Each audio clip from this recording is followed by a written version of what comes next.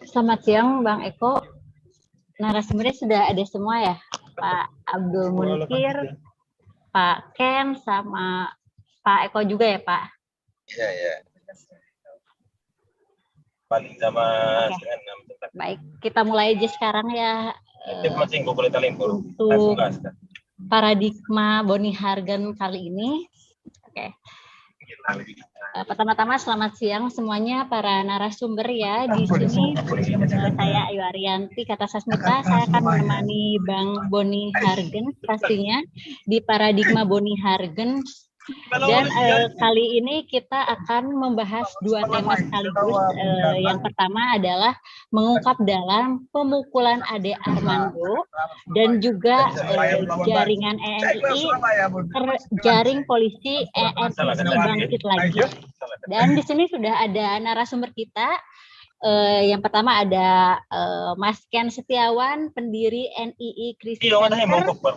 Ada juga Bapak Mulkan dari UMS, Bapak Abdul Munir Mulkan dari UMS, dan juga ada Abang Eko pun tadi penggiat media sosial. Dan kita mulai saja, dipersilakan untuk Bang Boni Hargen.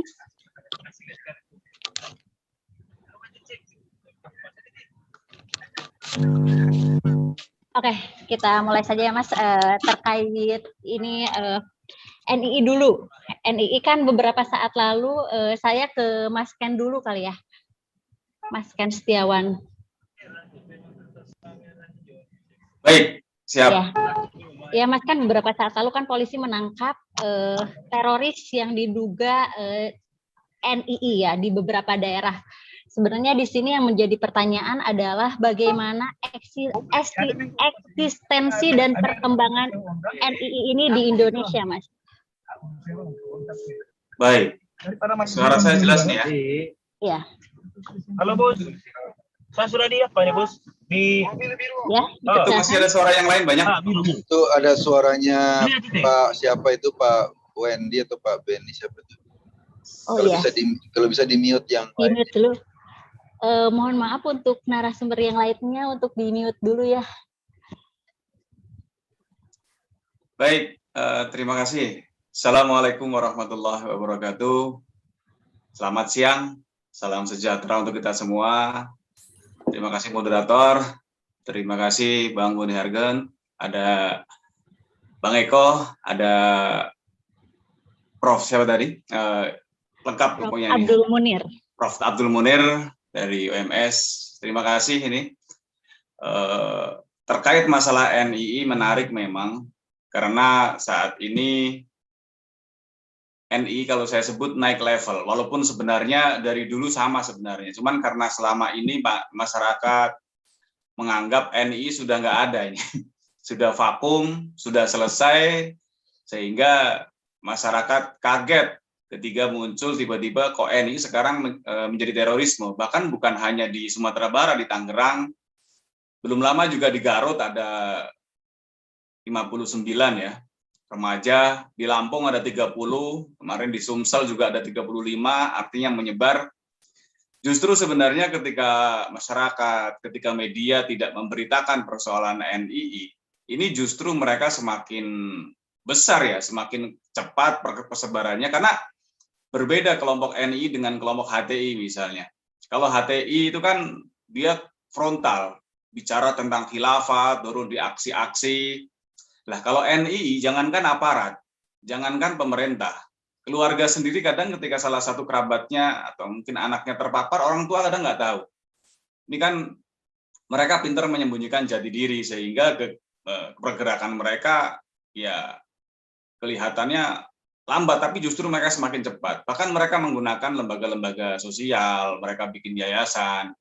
Bahkan belum lama kita temukan yayasan-yayasan yang memang kelihatannya membangun apa ya, solidaritas kepada masyarakat terhadap yatim piatu, tapi ternyata di Lampung temukan 5.200 kotak amal yang justru terafiliasi dengan kelompok terorisme. Jadi mereka saat ini tidak mau mengambil risiko dengan keamanan, dengan kriminal, dengan ngerampok, tapi dengan modus yang sangat halus, namun hasilnya juga tidak cukup banyak. Nah, ini menjadi persoalan karena saat ini NII ini justru di masyarakat ini saat pandemi, ini justru laporan-laporan ke kami, ke NII Crisis Center cukup banyak terkait korban NII. Yang tiba-tiba anaknya mengkafirkan, yang minta sejumlah dana bahkan cukup besar, ada sampai ratusan juta. Ya. Permasalahan utama adalah NII ini kan sebelum ini tidak dianggap bahaya oleh negara. NII hanya dianggap sebuah paham atau pemikiran. Jadi ya bagaimana masyarakat akan waspada kalau negara saja tidak menganggap ini sebuah ancaman bahaya. Dan seperti HTI, FPI juga paling ditindak, dibubarkan hanya organisasinya saja. Nah, sementara orangnya ini ganti nama dan mereka masih bisa sampai hari ini mereka masih menyebarkan propaganda-propaganda tentang mereka. Sehingga banyak yang akhirnya masyarakat, pemerintah aja tidak melarang, nih masih bergerak lagi, bahkan mereka kegiatan-kegiatan masuk lembaga pendidikan. Banyak oknum-oknum di lembaga pendidikan kita, di ASN, ya, bahkan di aparat kita juga banyak yang terpapar. Artinya mereka menggunakan pola-pola pergerakan ini cukup pintar. Apalagi NII yang sudah, kalau kita sebut perkawinan antara yang lokal NII dengan yang transnasional. NII dengan Ikhwanul Muslimin misalnya, yang sekarang menjadi sebuah partai besar berbasis agama. Ini kan mereka sebenarnya anti demokrasi, tapi mereka menggunakan peluang demokrasi untuk masuk ke masyarakat.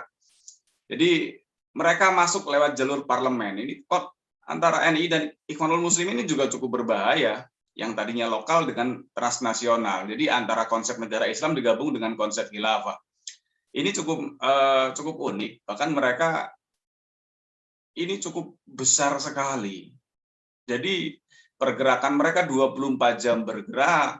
Nah, kita yang mayoritas ini cenderung membiarkan mereka, cenderung memberi ruang.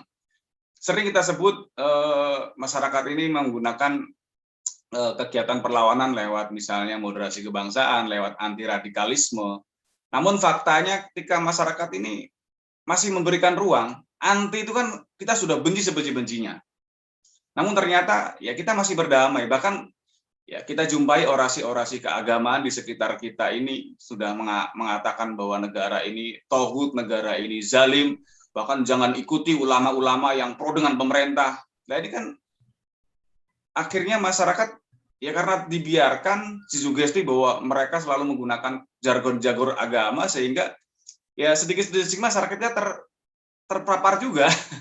Nah, ini tantangan menarik. Jadi yang waras ini diam, bahkan di media sosial, di grup-grup WhatsApp misalnya 257 orang, yang radikal paling satu mungkin 2 orang 3 orang gitu kan, tapi yang lain membiarkannya, sehingga akhirnya ya masyarakat anggota yang lain ini karena dibiarkan akhirnya membenarkan, karena sugesti ada ayat-ayatnya menggunakan landasan kitab suci, dan kadang yang menyampaikan adalah tokoh-tokoh agama. Ya, ini menarik.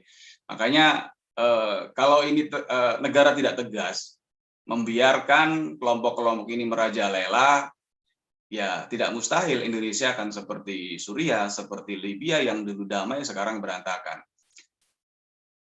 Organisasi-organisasi yang bisa ditindak oleh aparat, termasuk NII baru-baru ini, ya hanya mereka yang sudah terafiliasi dengan terorisme. Sementara NII yang lain, NII kan ada 9 komandemen wilayah yang bergerak di seluruh antero negeri, termasuk Jawa Barat, Jawa Tengah, yang paling besar juga di daerah Sulawesi, Kalimantan, termasuk di wilayah Sumatera yang lagi eksis. Mereka bergerak masih dianggap sebuah paham. Jadi di Undang-Undang Terorisme nomor 5 tahun 2018, hanya mereka yang sudah terlibat mendukung segala macam tentang gerakan terorisme bisa tindak. Sementara yang belum, ya tidak bisa. Makanya kita berharap para mantan NI yang tergabung di NI Kri Center mendorong pemerintah agar segera membuat undang-undang yang melarang semua paham yang bertentangan dengan ideologi Pancasila. Kalau mau adil ya harus begitu, karena kalau kita melihat misalnya komunisme sudah jelas, ada undang-undang di TAP MPR yang melarang seluruh paham dan ideologi. Bahkan sekarang jangankan menyebarkan, pakai PIN saja komunisme PKI itu bisa ditindak. Nah, sementara paham yang lain, paham-paham NI ini kan sebenarnya yang faktual hari ini, yang ada di depan mata, yang mengancam kedaulatan, yang mereka memprovokasi masyarakat, bahkan bisa ada di sekitar kita. Cuman karena belum ada payung hukum, sehingga mereka bergerak semakin kencang, tak terkendali. Jangan sampai negara kita ya, seperti Suriah tadi saya sampaikan. Jadi kalau ini dibiarkan, dan kita berharap juga Kementerian Agama juga membuat sertifikasi penceramah agar orasi-orasi keagamaan ini cenderung ya menyejukkan, karena selama ini banyak sekali ya orasi-orasi keagamaan yang ternyata tadi isinya hujatan, caci maki, ujaran kebencian. Jadi kita berharap masyarakat juga cerdas, tapi ya kembali lagi kalau masyarakat pun melawan tapi ternyata di sekitarnya ketika dilaporkan, misalnya ada lembaga pendidikan, sekolah atau pesantren terindikasi radikal, dilaporin ke dinas pendidikan, pun nggak bisa nindak dinas pendidikan, karena ini wewenangnya Kementerian Agama, kita laporin ke Kementerian Agama, pun mereka nggak bisa nindak karena mereka tidak terdaftar di Kementerian Agama. Lalu menjadi tanggung jawab siapa? Lah ini yang juga menjadi persoalan di masyarakat. Jika sudah masyarakat tahu, lapor kepada bingung, karena dianggap belum melakukan tindakan terorisme. Apakah nunggu mereka ngebom dulu? Nah ini yang menurut saya juga bahaya, karena mereka menyusup ya, bahkan di aksi-aksi seperti kemarin, saya yakin ini mereka juga turut andil, karena bagaimana mereka sekarang menggunakan konsep musuh bersama, yang penting sama-sama anti pemerintah, mereka juga turun ke jalan. Itu Mbak Ayu sebagai awalan, nanti mungkin dilanjut tanya jawab. Terima kasih. Oke, baik, terima kasih Mas. Dan sekarang saya juga akan bertanya juga, Mas, sebenarnya ini kan tadi NII ini sudah menyasar bukan hanya di pemerintahan, di parlemen juga ada ya, terus di pihak-pihak lainnya juga ada gitu, di sekolah dan lain-lain. Sebenarnya bagaimana sih Mas karakter atau pola perekrutan seperti apa gitu yang digunakan oleh NI ini sendiri, karena kan setiap teroris pasti berbeda-beda ya pola perekrutannya, begitu Mas? Ya, mungkin polanya Mas, pendekatan biasanya pertemanan atau orang-orang di sekitar kita. Kita sebut sasarannya adalah konsumen. Konsumennya siapa saja yang kita kenal, teman dekat, teman kerja, teman bermain, semua akan menjadi sasaran. Dan hari ini NI ini yang sudah afiliasi dengan ras nasional ya, Ikhwanul Muslimin maupun Salafi Wahabi, ini ngeri sekali. Pendekatan malah justru sekarang lebih kepada ke aparat. Jadi sekarang banyak aparat-aparat kita, jadi penggabungan antara yang lokal ini NI dengan Salafi Wahabi dengan konsep Ikhwanul Muslimin ini, karena mereka tahu di negara-negara konflik itu yang seperti Suriah, mereka itu infiltrasi ke aparat. Dan hari ini banyak sekali aparat-aparat yang tiba-tiba, mungkin kita dengar ya, aparat tiba-tiba berubah, Polri cinta sunnah, TNI cinta sunnah. Nah ini juga menurut saya sebuah hal yang menakutkan. Saat ini mereka mungkin diam, karena ketika dikasih pilihan nanti suatu saat negara ini chaos, aparat ini ketika dipilihan NKRI atau khilafah, saya yakin 99% mereka akan milih khilafah. Seperti yang terjadi di Suriah. Disersinya di Suriah itu cuma 16.000 aparat loh. Nah, di Indonesia, di PCS saja, Polri Cinta Sunnah itu anggotanya sudah 175.000. Itu di media sosial, baru di Instagram, belum di Facebook, belum di Twitter, belum di Telegram, dan lain sebagainya. Anggap saja kalau misalnya 25% saja dari angka itu sudah sangat membahayakan. Saat ini mereka kelihatannya masih taat kepada pemerintah, tapi ketika negara ini chaos, sangat tidak mustahil kalau mereka nanti akan berbalik melawan negara ini. Nah ini ngeri sekali ketika aparat sudah terinfiltrasi. Isu-isu kudeta ini tidak mustahil bakal terjadi. Makanya kita berharap sebelum terjadi negara harus tegas membuat tadi undang-undang yang melarang semua paham bertentangan dengan Pancasila, termasuk organisasi-organisasi sosial maupun politik yang teridentifikasi, biar ditindak. Karena selama ini ya mereka masih dibiarkan. Jadi mereka harus diberikan efek jera, karena kalau tidak, mereka itu orang-orang yang luar biasa semangatnya, nggak pernah pantang menyerah. Modus ini gagal ganti lagi, modus ini gagal ganti lagi. Sementara masyarakat hanya menunggu dan menganggap ini tidak bahaya, ini tidak ada bahkan. Bagaimana kita merasa nasionalisme kalau kita tidak merasa terancam? Ya, tidak lama lagi mungkin bahkan lingkungan kita bahkan akan menjadi sasaran mereka. Demikian, Mbak Ayu. Kita beralih ke Prof. Dr. Abdul Munir. Prof, bagaimana Prof tanggapannya sendiri dengan menggeliatnya NII ini saat ini?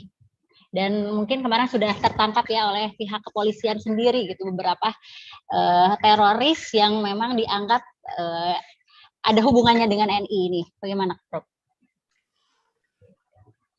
Terima kasih, Mbak Ayu. Assalamualaikum warahmatullahi wabarakatuh. Suaranya, Prof, mohon maaf.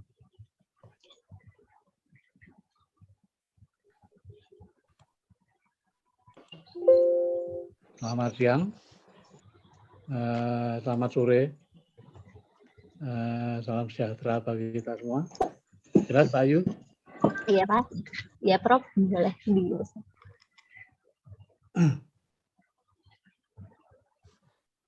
Bisa kita mulai ya? Iya, boleh. Terima kasih Mas Ken Setiawan dan Mas Eko yang bergabung, serta para peserta yang berbahagia. Menarik apa yang dijelaskan oleh Mas Ken Setiawan itu, tapi mungkin perlu diklarifikasi. Ini yang dari sejak lama saya mengusulkan perlunya apa ya, cuma mungkin dicurigai ya. Pemahaman itu membutuhkan apa ya, penjelasan yang lebih jernih itu loh. Seperti tadi sekian ribu Polri cinta sunnah, TNI nggak apa-apa cinta sunnah itu, jangan dicurigai. Cuma sunnah yang bagaimana itu yang perlu dicermati. Nah, disinilah perlunya pemahaman yang lebih jelas terhadap ajaran Islam. Seolah-olah menjadi Islam yang salah itu lalu kan berbeda dengan banyak orang, mesti berbeda dengan pemerintah, itu loh yang perlu dijernihkan itu. Sehingga kalau menjelaskan mengenai NII itu memang juga panjang, ini berkaitan dengan sejarah. Saya pernah melakukan survei tahun 2007 di seluruh Indonesia, jadi dari Sumatera, seluruh Sumatera, lalu Jawa, Kalimantan, Sulawesi, Indonesia Timur. Isinya itu, jadi seolah-olah apa ya, karena pemahaman terhadap Islam yang legalistik, yang apa ya, seolah-olah menjadi saleh itu harus berbeda dengan banyak orang, bahkan nanti semakin dipersempit itu. Setelah sama-sama Islam nanti juga sesuai dengan pahamnya, sehingga nggak ada yang benar kecuali dirinya sendiri. Nah, NII sesungguhnya seperti dilukiskan Mas Ken itu, kalau dalam pemahaman saya memang ya embrionya sudah sejak zaman kemerdekaan. Jadi di mana dulu ada pemberontakan yang berbasis pada Islam, itu menjadi latensi dari NII. Tinggal nanti ada pemicunya. Nah, memang kemudian bersimbiose dengan gerakan-gerakan kontemporer seperti HTI, lalu FPI. Ya mereka kan dalam banyak hal itu kan sama ya. Seperti tadi, istilah cinta sunnah itu bisa menjebak itu. Di satu sisi dikesankan kalau cinta sunnah itu harus berbeda dengan yang lain. Mesti lalu memihak kepada NI, memihak kepada FPI memihak kepada terorisme, itu perlu klarifikasi. Orang Islam tidak cinta sunnah, ya enggak Islam itu. Tetapi sunnah yang bagaimana? Penjelasan tentang itba Rasul itu juga bisa menjebak itu. Rasul yang bagaimana? Selama ini pemahaman keislaman mengabaikan hal-hal yang lebih unik dari Rasul. Sehingga misalnya tentang hadis sahih ya, mutawatir ya, kalau dalam Islam, maaf menjelaskan sedikit. Hadis mutawatir itu kan yang diriwayatkan oleh banyak orang berbagai generasi. Kalau kemudian dari hadis mutawatir itu menjelaskan Rasulullah melakukan A gitu ya, berbeda dengan hadis Hasan misalnya, ya, yang berbeda. Apakah kemudian orang yang melakukan hadis yang tidak mutawatir itu salah? Nah, selama ini justru orang lebih memihak yang mutawatir itu, sehingga yang tidak mutawatir dianggap salah itu yang mungkin perlu diluruskan. Jadi cinta sunnah, lalu cinta Rasul, itu tidak lurus dengan yang selama ini digembar-gemborkan oleh para teroris, karena Rasul juga melakukan tindakan-tindakan yang unik, yang tidak populer.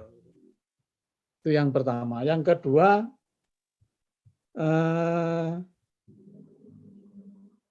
sepanjang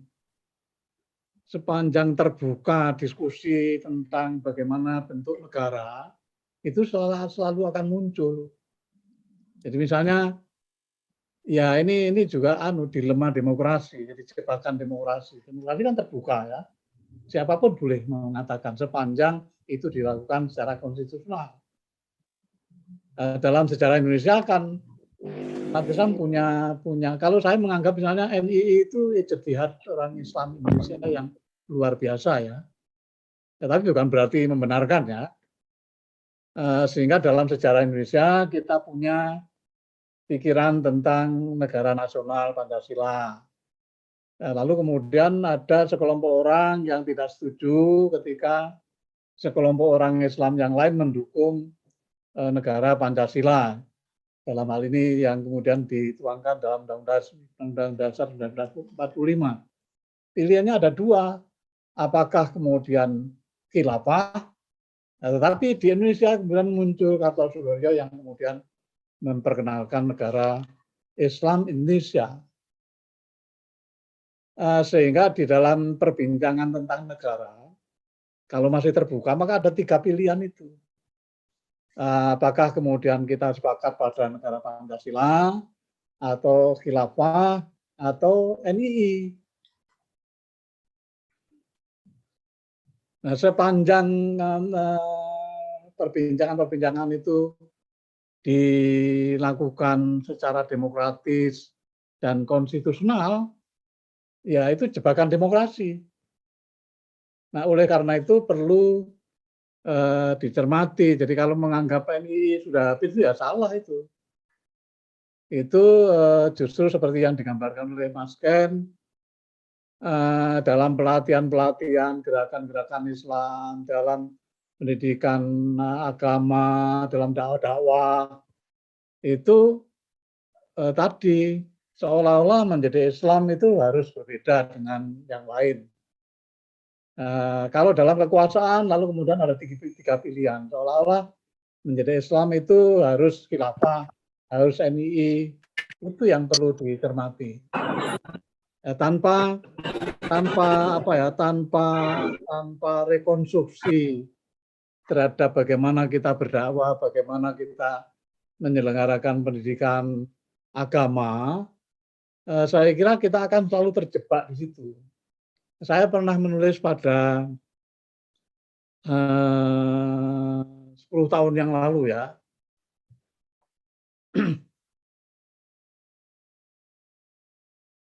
sosialisasi yang masif dari Islam semenjak Orde Baru. Jadi kalau umur saya sudah hampir 80 tahun ya. Kalau kita bandingkan bagaimana dakwah-dakwah, khutbah-khutbah Pak Islam pada tahun-tahun 60-an, 70-an itu jauh berbeda dengan pada masa awal Orde Baru. Jadi ya, Orde Baru puncak-puncaknya tahun 80-an sudah mulai berbeda. Ketika Orde Baru menggunakan agama sebagai bahasa untuk mensosialisasikan pembangunan. Maka digunakanlah para pendakwah, para ulama untuk menjelaskan pembangunan. Dan setelah itu kemudian muncullah tarweh keliling.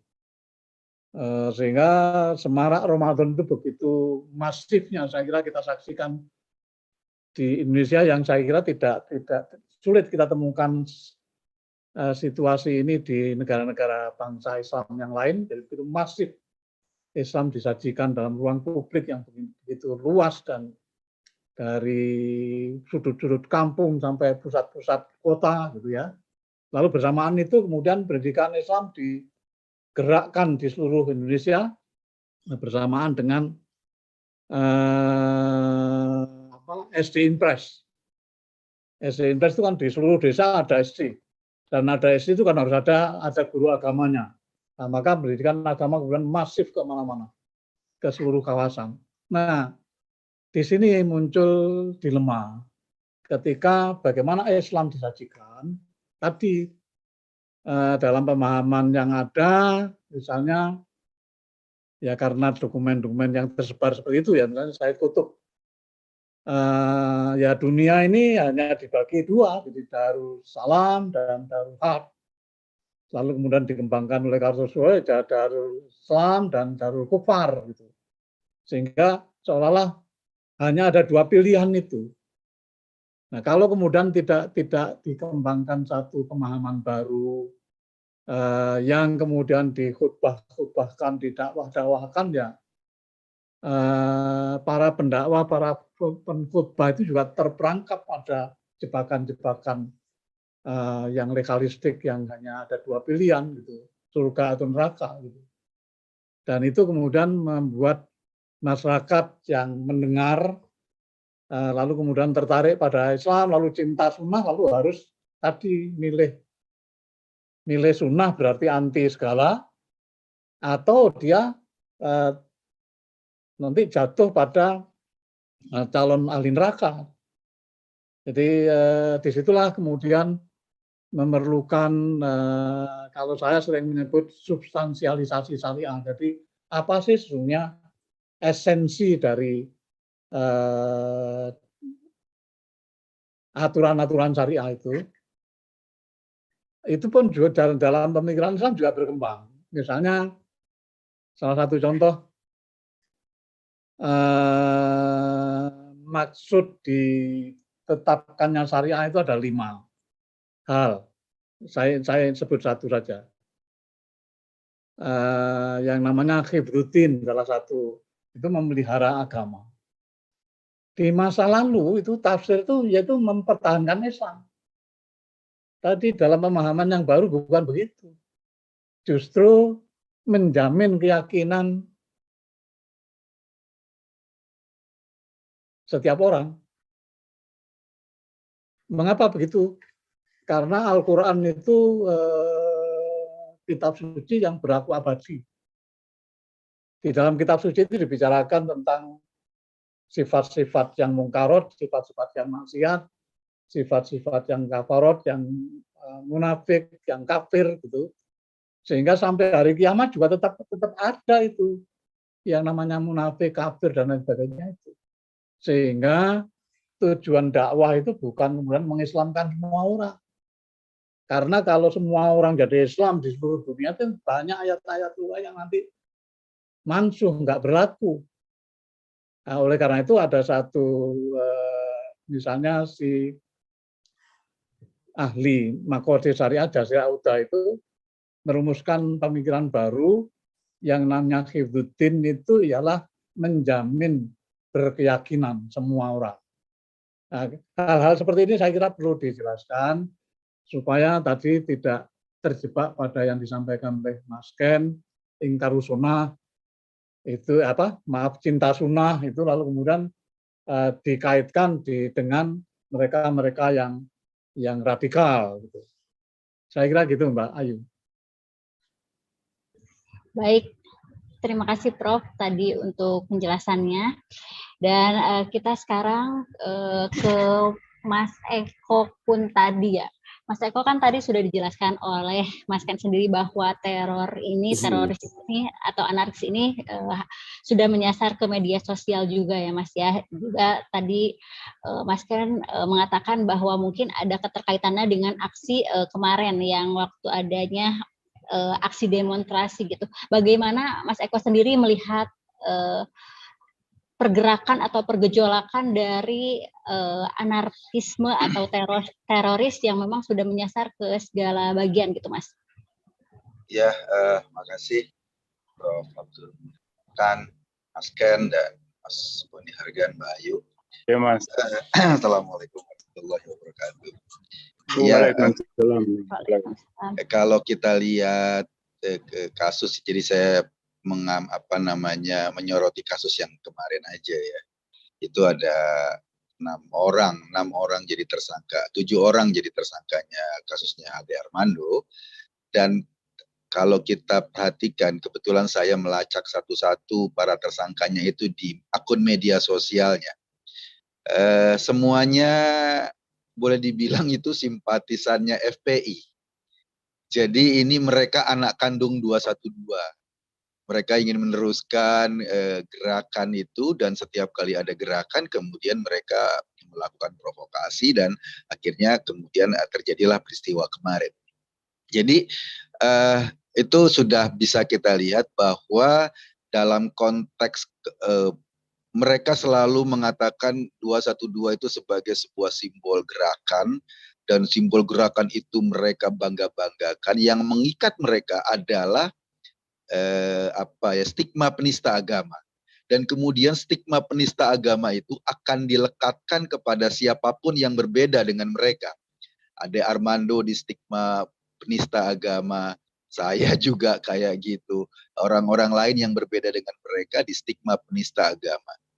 Kenapa stigmanya penista agama? Yang pertama karena memang stigma itu bisa menjadi kekuatan besar yang merekatkan mereka pada 212. Yang kedua, kalau kita perhatikan di katakanlah pelajaran di Pakistan atau di Afghanistan, ketika seseorang sudah di stigma sebagai penista agama, otomatis publik seolah-olah punya hak untuk melakukan tindakan hukum. Di Afghanistan, di Pakistan ada seorang dosen yang diseret dari kampusnya dan dibakar hidup-hidup karena di stigma penista agama gitu.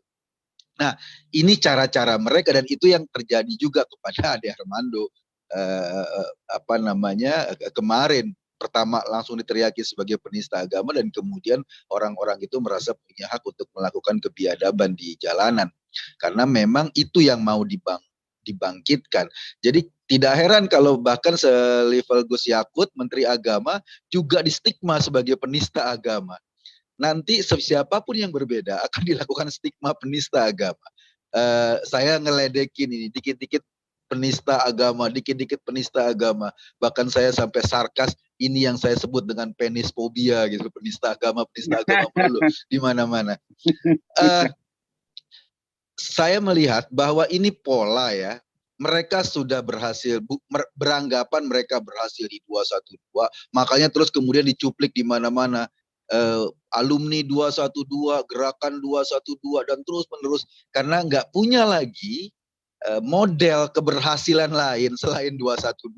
Jadi pakai dijual, dibikin minimarket 212, bikin gerakan 212, selalu kayak gitu. Dan ternyata orang-orang yang kemudian melakukan kekerasan kemarin juga terbukti adalah anak kandung 212. Kalau kita perhatikan beberapa kali gerakan massa belakangan ini, baik berbasis politik maupun berbasis gerakan mahasiswa, itu polanya selalu sama. Gerakannya ada di DPR, gerakannya ada di tempat lain, tapi bakar-bakarnya pasti dekat-dekat Tanah Abang gitu. Polanya selalu gitu. Bakar-bakarannya pasti ke arah utara dari DPR itu. Daerah Tanah Abang, ke sana-sana gitu.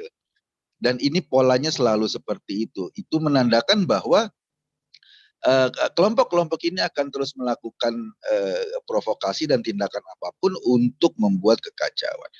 Saya mengkhawatirkan atau melihat gini, sebetulnya tadi seperti Prof. Abdur Munir itu mengatakan, kita nggak ada masalah soal cinta sunnah dan lain-lain. Sebagai sebuah bagian kecintaan kita pada agama, itu memang menjadi hal yang mungkin bisa membedakan adalah ketika agama dibentur-benturkan dengan negara. Ketika mereka ingin membuat ingin mensyariatisasi hukum positif kita, ingin menjadikan syariah sebagai bagian dari hukum positif kita. Dan kalau ini kemudian tidak menjadi bagian dari hukum positif, mereka membentur-benturkan. Jadi polanya selalu kayak gitu. Syariat atau katakanlah hukum negara didorong terus-menerus untuk jadi hukum positif, dan seandainya katakanlah ada perbenturan karena memang kita menganut Pancasila, maka mereka akan membenturkan ini Pancasila sebagai hukum yang dibuat oleh manusia, ini syariat sebagai hukum yang dibuat oleh Tuhan. Nah, pada banyak kasus perbenturan ini membuat sebagian umat Islam confused. Anda mau pilih hukum manusia atau mau pilih hukum dari Tuhan? Anda mau pilih Pancasila atau mau pilih kitab suci? Itu yang menjadikan landasan mereka kemudian mengembangkan NII, HTI, dan kelompok-kelompok radikal lain. Pertanyaan ini menurut saya harus secepatnya dijawab. Mungkin tanggung jawab para cendekiawan untuk merumuskan jawaban agar masyarakat bisa clear menjawab pertanyaan ini. Agar masyarakat bisa tenang menjawab pertanyaan ini. Karena ini pertanyaan yang seringkali menjadi pertanyaan jagoan para pengasong khilafah, para pengasong NII, para pengasong kemudian masuk ke polisi-polisi sebagai polisi cinta sunnah. Ini pertanyaan jagoan. Dan menurut saya, setiap intelektual di Indonesia yang mencintai bangsa ini penting untuk merumuskan jawaban yang tepat sehingga kemudian bisa terdistribusi pada masyarakat paling bawah. Ini yang harus terus-menerus dikesampingkan sehingga perbenturan antara ideologi keagamaan sebagai bagian dari gerakan mereka dan ideologi kebangsaan ini tidak menjadi persoalan yang membenturkan terus-menerus. Dulu Cak Nur misalnya sudah membuat sebuah buku Keindonesiaan dan Keislaman, itu sebetulnya sudah clear, tetapi kan diskursus publik, apalagi di musola-musola, di masjid-masjid, kan nggak sampai ke buku-bukunya Cak Nur, nggak sampai ke buku-bukunya Prof. Abdur Munir Mulkan mungkin, nggak sampai, karena ini pertanyaan atau katakanlah obrolan di kelas warung kopi. Dan kelas warung kopi inilah yang kemudian menjadi problem serius, sehingga tadi seperti yang Ken ceritakan, banyak banget orang yang bisa direkrut menjadi anggota NII atau menjadi anggota HTI dan kelompok-kelompok radikal lainnya. Kenapa mereka selalu mempertanyakan itu? Karena memang mereka ingin membenturkan negara dengan ideologi mereka. Jadi tadi seperti pertanyaan Prof tadi, kenapa orang kalau beragama mesti berbeda? Nah, karena memang dengan simbol-simbol yang berbeda itu, mereka melihat orang lain sebagai outsider. Kalau orang lain sebagai outsider, maka mereka punya keyakinan bahwa mereka adalah musuh mereka, atau katakanlah orang selain mereka itu sebagai musuh. Itu menguatkan keyakinan mereka untuk menjalankan jihad personalnya gitu. Itu yang kemudian menurut saya selalu seperti itu. Dan polanya selalu digiring. Pertama misalnya katakanlah dalam konteks perempuan lah, simbol-simbol perempuan. Pertama digiring pakai jilbab saja. Kalau sudah pakai jilbab, kemudian digiring harus pakai jilbab yang panjang. Setelah itu pakai jilbab yang panjang, digiring lagi harus pakai warna yang tidak mencolok. Setelah digiring pakai warna tidak mencolok, harus pakai cadar. Jadi memang penggiringannya itu sudah pakai jilbab nggak cukup, pakai jilbab baju-baju panjang nggak cukup, pakai warna yang tidak mencolok Makanya warnanya pasti hitam, abu-abu gitu. Setelah itu baru pakai cadar. Setelah pakai cadar, pakai burka kayak di Afghanistan sehingga sampai nggak kelihatan semuanya. Nah ini di kaum laki-lakinya juga kayak gitu, sama. Awal-awalnya barangkali cara sholatnya berbeda, lalu celananya berbeda, lalu tampilan jidatnya berbeda, lalu semua kemudian pada akhirnya digiring menjadi kami different. Saya berbeda dengan Anda dan Anda adalah outsider dari kelompok kami karena kami meyakini kebenaran, kami meyakini bahwa kami paling Islam dan Anda bukan Islam. Sehingga merasa punya wewenang psikologis untuk melakukan pengkafiran, bahkan penganiayaan atas nama agama. Itu yang mungkin terjadi di Indonesia belakangan ini. Jadi memang pertanyaan yang paling utama yang harus terus-menerus kita jawab di lapangan adalah ketika agama dibenturkan dengan negara atau institusi kenegaraan, padahal tidak harus berbenturan. Misalnya Felix Yau, salah seorang tokoh FPI pernah bilang itu, membela agama tidak ada dalilnya. Membela negara tidak ada dalilnya. Membela agama ada dalilnya. Itu Felix Yau bilang terang-terangan, dan ini adalah cara berpikir mereka untuk membenturkan agama dan negara. Saya pikir itu Mbak Ayu, terima kasih. Kalau ada kekurangan, Prof, makasih Prof, Mas Borni. Saya Mbak Ayu. Biasa nih. Saya Mbak Ayu. Ya, saya mulkan lanjut ini, Mbak Ayu. Silakan saya kontaknya sama Pak Mas Eko. Saya terus ya. Jadi terima kasih Mas Eko yang menyadarkan saya gitu. Ya cinta sunnah itu cinta manusia. Cinta Tuhan itu cinta manusia, tidak terbatas agamanya apa. Cinta syariah itu cinta manusia. Jadi beragama itu juga sosio budaya, proses sosio budaya yang panjang yang tidak lalu ujuk-ujuk gitu loh. Sehingga seperti tadi saya katakan, tujuan pendidikan Islam dan tujuan dakwah itu bukan membuat semua orang jadi Islam.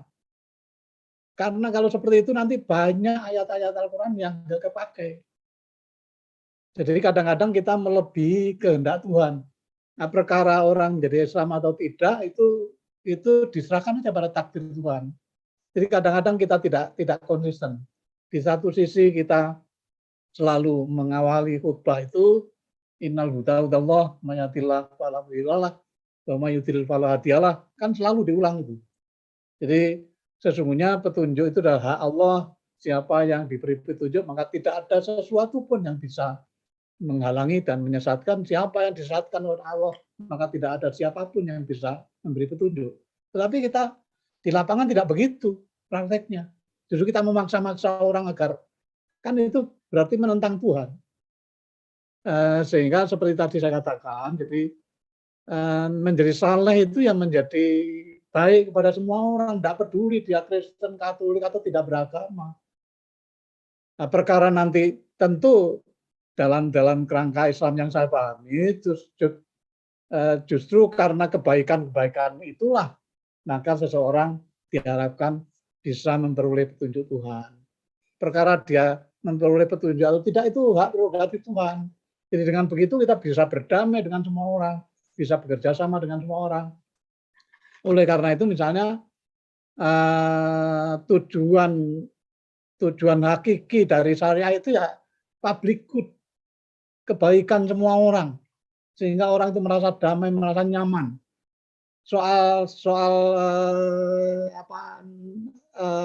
negara Pancasila atau khilafah itu kan cuma sebutan. Tujuannya apa? Tujuannya menyejahterakan semua orang. Tidak peduli dia agamanya apa.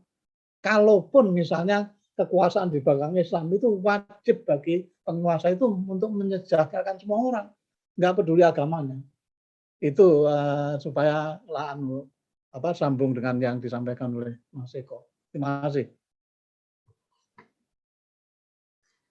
Iya, Bang Boni, dipersilakan Bang, mungkin ada yang saya tanggap sedih saya ada pertanyaan yuk. Pertama ya, saya terima kasih sekali nih untuk para tokoh ini. Mas Ken, terima kasih buku bukunya, kajiannya itu luar biasa soal NI. Saya suka bacanya. Lalu pandangan Mas Eko juga saya ikuti terus di media. Dan di sini ada guru saya juga, Syekh Mulkan ini sebetulnya sudah level ini, Buya Ma'arif ya kita. Ini tokoh Muhammadiyah yang memang sangat dibutuhkan oleh bangsa ini ya, untuk mengimbangi kebangkitan ideologi-ideologi transnasional yang ingin menggeser tidak hanya esensi dari keislaman Nusantara kita, tetapi juga ideologi negara. Dan di sinilah persis sentrum yang mengundang kita untuk harus berpartisipasi, harus peduli, harus terlibat. Ya, makanya kemarin ketika ada diskusi itu di suatu tempat, ada Pak Ali Mardani Sera, saya juga hadir dan saya bilang kita tidak perkarakan soal kamu mau menang pemilu atau tidak, atau siapa presiden berikutnya dan seterusnya.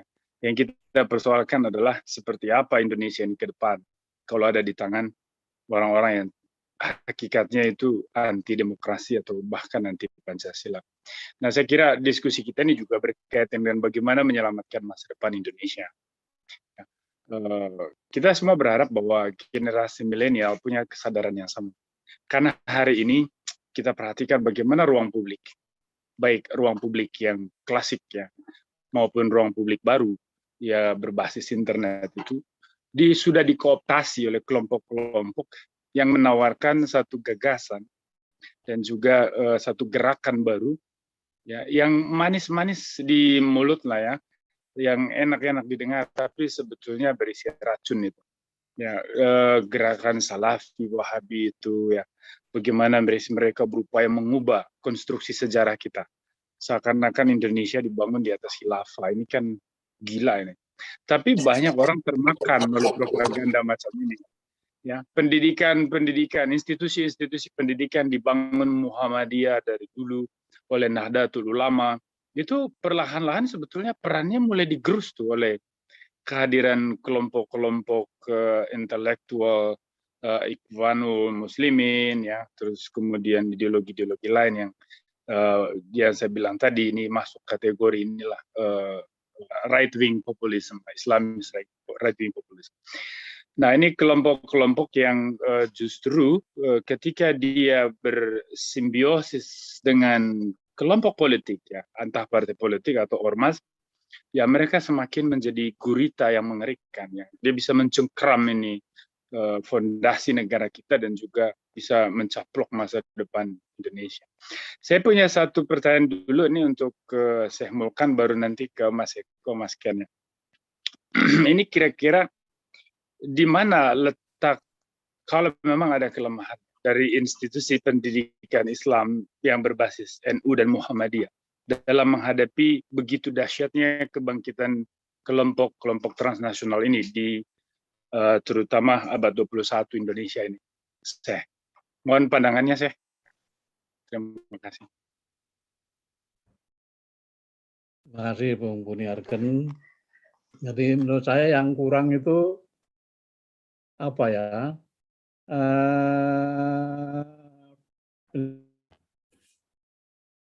Pendidikan agama dan khutbah-khutbah itu lebih banyak cerita tentang fikih itu loh. Jadi fikih itu kan memang sangat rigid ya.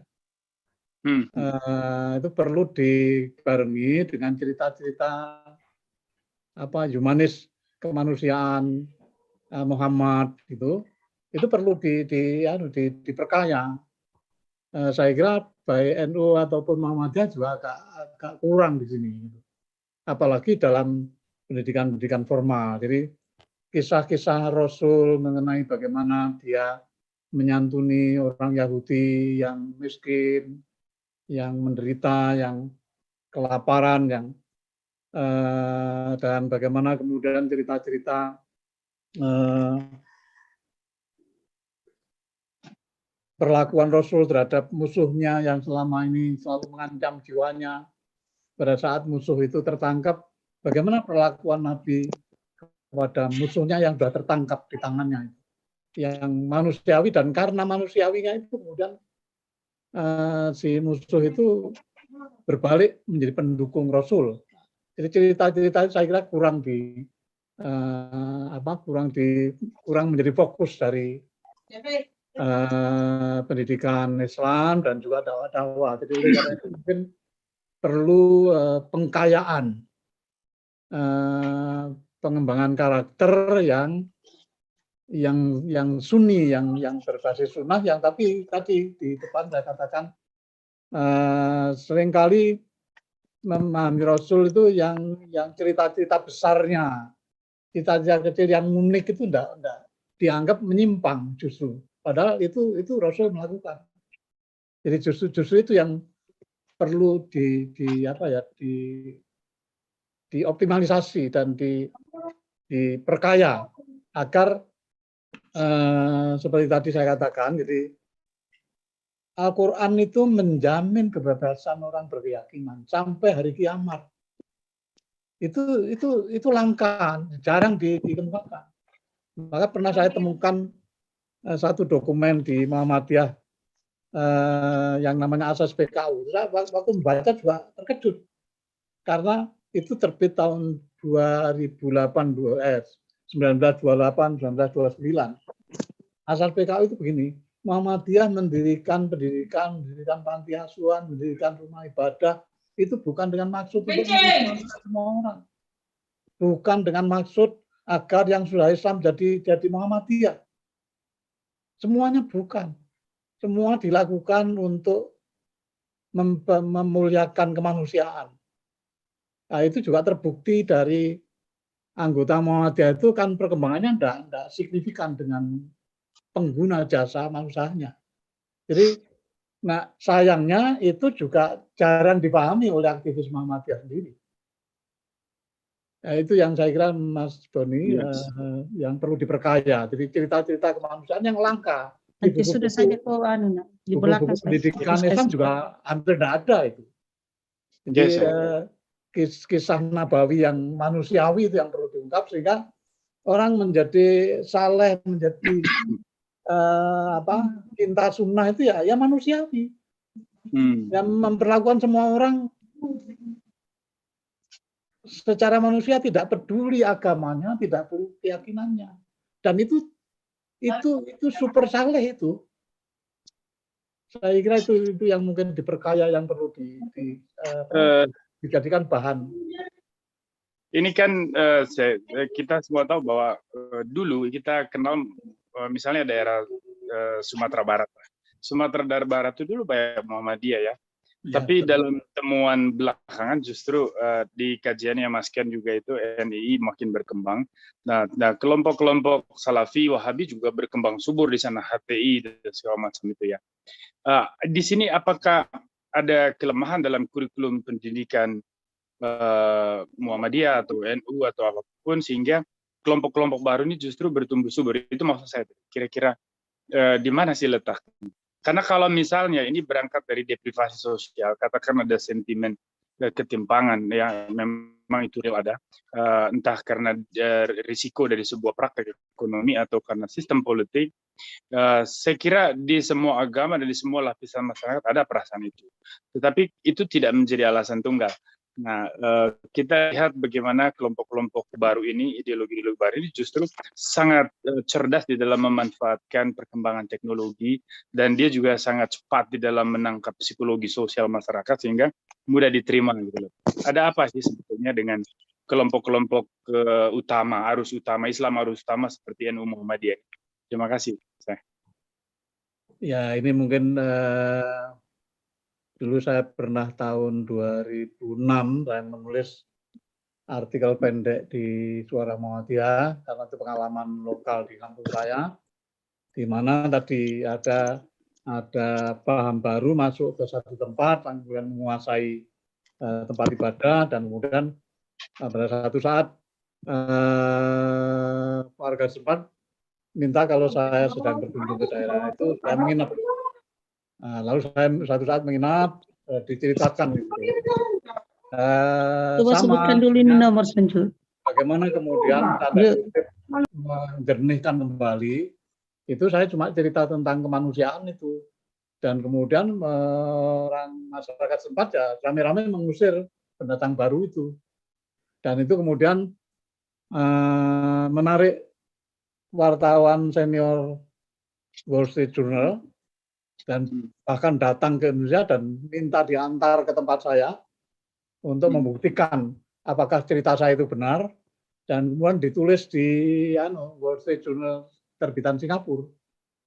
Judulnya The Exorcist itu. Jadi cuma sayangnya ini tidak menarik gitu, karena selama ini reward pahalanya itu tidak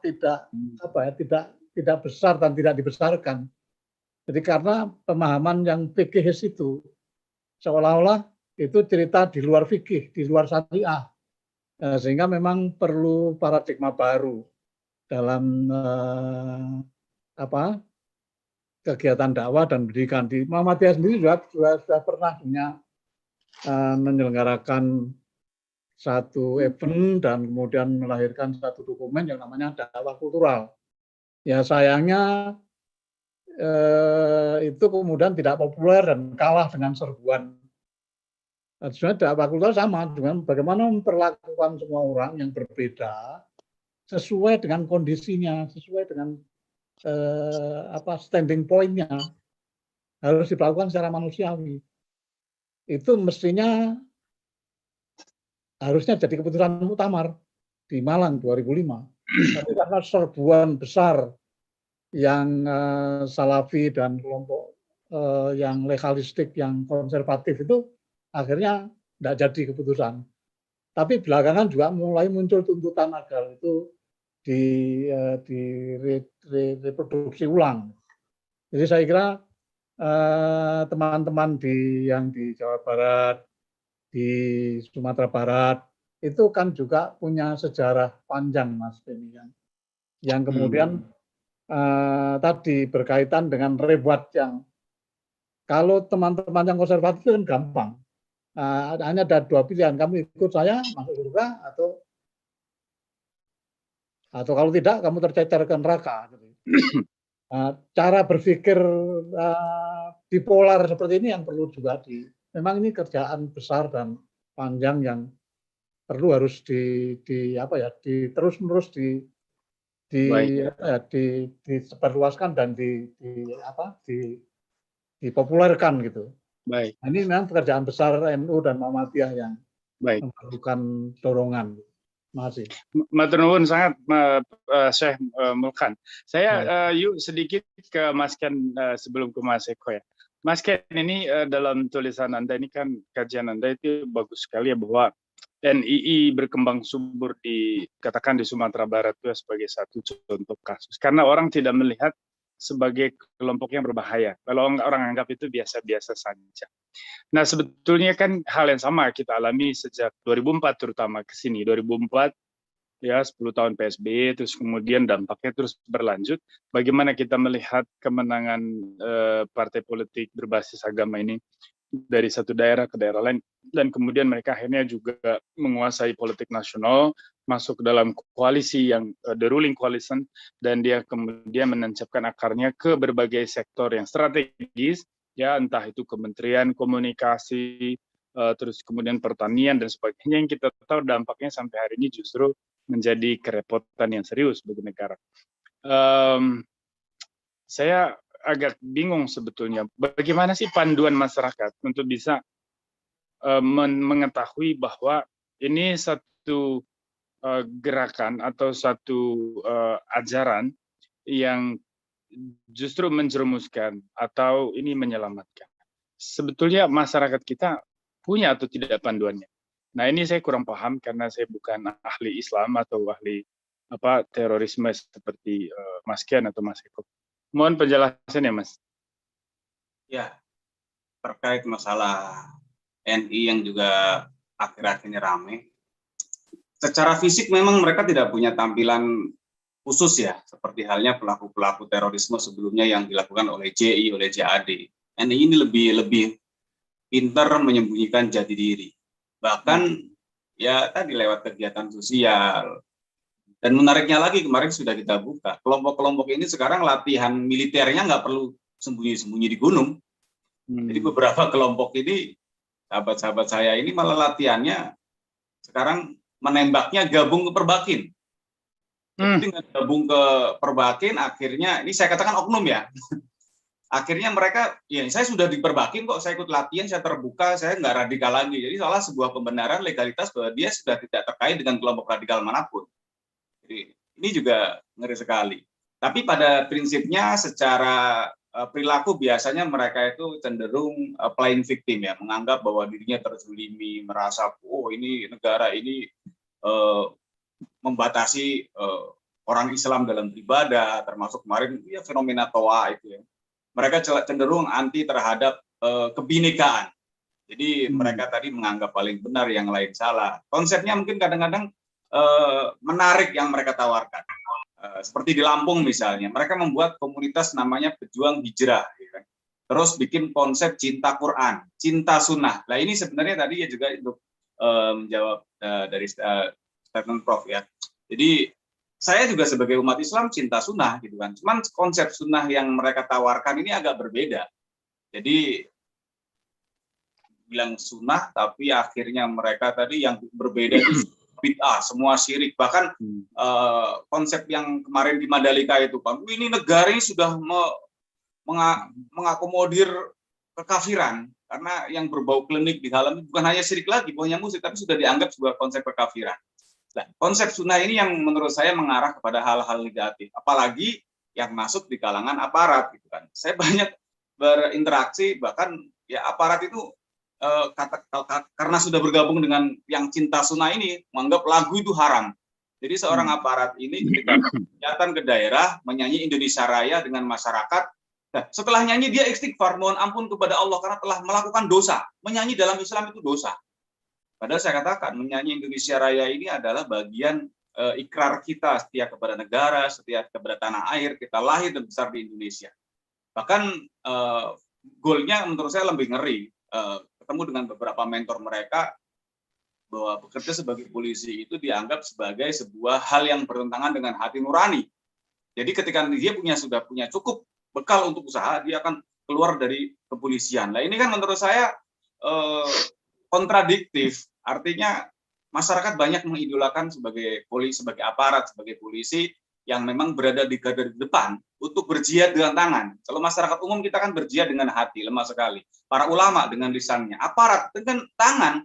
Nah ini sudah jadi aparat mau mengundurkan diri gara-gara karena tadi konsep cinta sunnah yang mereka tafsirkan beda frekuensi dengan masyarakat umum. Oke, kalau berbeda gak apa-apa, tapi jangan sampai tadi. Sampai menganggap semua salah, menganggap semua kafir. Walaupun pada saat ini mereka masih menggunakan konsep ketaatan pada negara. Jadi memang kita saat ini dihadapkan pada situasi yang memang apalagi dengan media sosial ini ya. Jadi dunia dalam genggaman, mereka cukup bergerak 24 jam. Bahkan kalau mungkin ngelihat di media sosial, di Instagram, di Facebook, di Twitter, tiba-tiba ada donasi dari yayasan ini, yayasan itu. Bahkan di WhatsApp kadang kita dapat nggak tahu dapat nomor dari mana, tapi langsung tahu nomor kita. Terus ini dari yayasan A, B, A, B. Bapak mau nyumbang berapa kalau perlu menjadi donatur per bulan. Nah, saya ini, sering tuh. Ini yang akhirnya mencoreng nama organisasi yang memang betul-betul membantu menyalurkan bantuan kepada masyarakat. Di Lampung ada 5.200 kotak amal. Jadi menarik, apalagi ya yang menyampaikan kadang-kadang tokoh agama, walaupun nggak tahu dia itu memang bagian dari itu atau korban juga. Karena memang mereka pergerakannya sangat bagus, dan kelompok ini sekarang masuk di kalangan NU Muhammadiyah di bawah. Itu kegiatan sosial. Ini kalau ada bantuan misalnya pembagian sembako, saya boleh nyumbang nggak? Ini ada 6 ton, tapi nanti spanduk saya ikut nongol di situ ya.